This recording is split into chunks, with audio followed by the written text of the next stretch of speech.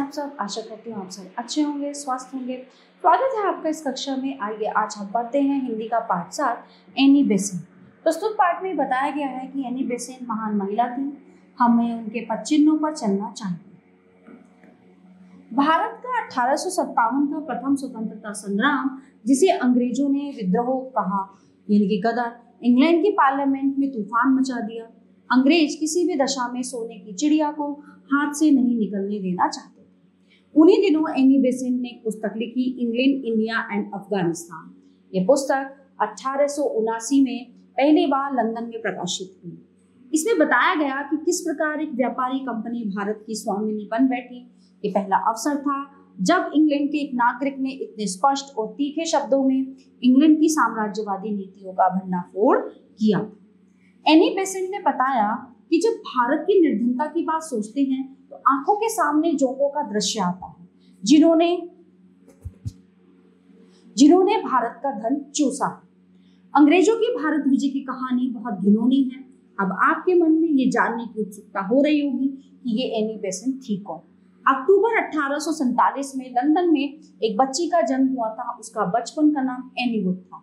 वह अपने आप को आयरिश कहलाना अधिक पसंद करती थी क्योंकि उसकी माँ आयरिश थी। एनी अपनी माँ से बहुत प्यार करती थी। एनी के पिता एक बड़े विद्वान थे। उन्हें कई भाषाओं का ज्ञान था। जब एनी केवल 5 वर्ष की थी तो पिता की मृत्यु हो गई। एनी की माँ उसे हैरो स्कूल में पढ़ाना चाहती थी। उस स्कूल के प्रिंसिपल की सहायता से संभव हुआ। वैसे एनी की शिक्षा नियमित रूप से किसी स्कूल में शुरू नहीं हुई। मिस मैरियट के घर पर रहकर उन्हीं के द्वारा एनी की पढ़ाई हो सकी। दिसंबर 1867 में एक पादरी फ्रैंक बेसेंट के साथ एनी का विवाह हुआ। पति पत्नी की इच्छाओं और भावनाओं में जमीन आसमान का अंतर था, फिर भी जीवन जैसे तैसे चलता। वे 2 बच्चों की मां भी बन गई, परंतु दोनों बच्चे निरंतर बीमार रहने लगे। 1873 ईस्वी में केवल 26 वर्ष की आयु में एनी बेसेंट घर से निकाल दी गई और वह सच्चाई की खोज में आगे बढ़ चली।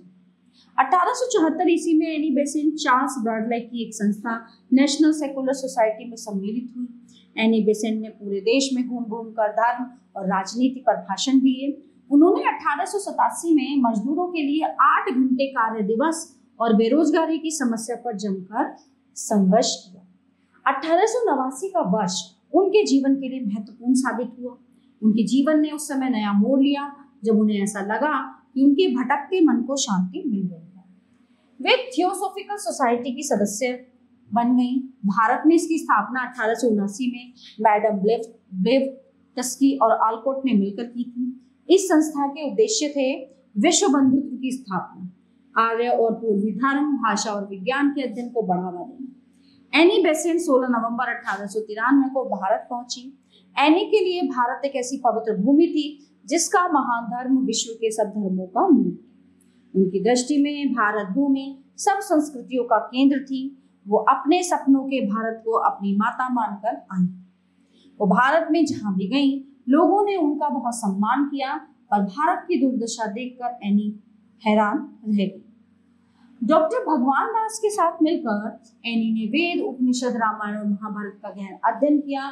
उन्होंने अन्य धर्मों के बारे में भी बहुत पढ़ा और समझा। वे कहती हैं, धर्म तो परमात्मा तक पहुंचने का माध्यम है। जैसे नदियां समुद्र में जा मिलती हैं, वैसे ही धर्म भी प्रभु के प्राप्ति का मार्ग है। शिक्षा के क्षेत्र में एनी बेसेंट ने इंग्लैंड में बहुमूल्य योगदान दिया। भारत में भी शिक्षा के क्षेत्र में उन्होंने सराहनीय काम किया। उन्होंने ये बात भली प्रकार समझ ली थी कि भारतवासी जब तक पूरी तरह शिक्षित ना हो जाएंगे तब तक वे परतंत्रता की बेड़ियां नहीं तोड़ सकेंगे। एनी बेसेंट ने प्राचीन भारतीय शिक्षा प्रणाली का अध्ययन किया। प्राचीन भारत में शिक्षा पर राज्य का कोई अंकुश नहीं होता था। विश्वविद्यालय शिक्षा के मंदिर थे। शिक्षक जब किसी दरबार में जाते थे तो राजा सिंहासन से उतरकर उनका आदर करते थे। वो कम से कम शुल्क लेकर अधिक से अधिक बच्चों को शिक्षा दिलाना चाहती थी।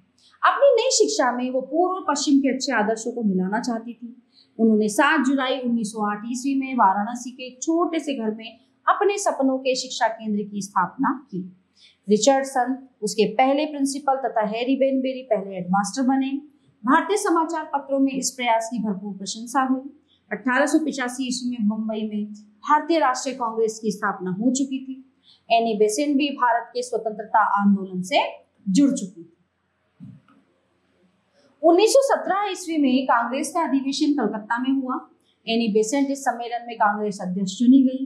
ये किसी भी स्वतंत्रता सेनानी के लिए बहुत बड़ा सम्मान था। इस सम्मेलन में 4000 सदस्य आए थे। एनी बेसेंट उस समय संसार की मानी हुई वक्ता थी। उन्होंने कहा था, आप लोगों ने मुझे जो सम्मान दिया है उसके प्रति मेरी कृतज्ञता शब्दों द्वारा व्यक्त नहीं की जा सकती। आपके उपहार को मैं मातृभूमि की सेवा में अर्पित करना चाहती हूँ। मेरे पास जो भी है और जो भी मैं हूँ वो सब कुछ मैं भारत माता की बलिवेदी पर चढ़ाती हूँ। हम सब मिलकर शब्दों में ही नहीं बल्कि कर्तव्य द्वारा वंदे मातरम का उद्घोष करेंगे। होम रूल की बात सबसे पहले 1895 में बाल गंगाधर तिलक ने उठाई थी।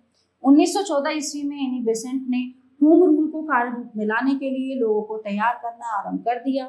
एनी बेसेंट भारत की पूर्ण स्वतंत्रता के पक्ष में थी। होम रूल का काम सुचारू ढंग से चलाने के लिए एनी बेसेंट ने एक साप्ताहिक पत्र कॉमनवेल्थ शुरू किया। उन्होंने इसके पक्ष में जगह जगह भाषण दिए। उनके लेखों से अंग्रेज शासक विचलित होते। पत्र को जब्त कर लिया गया था। 2000 रुपए जुर्माना जमा करने को कहा गया। होम रूल का नारा भारत के सब शिक्षित लोगों ने अपना लिया।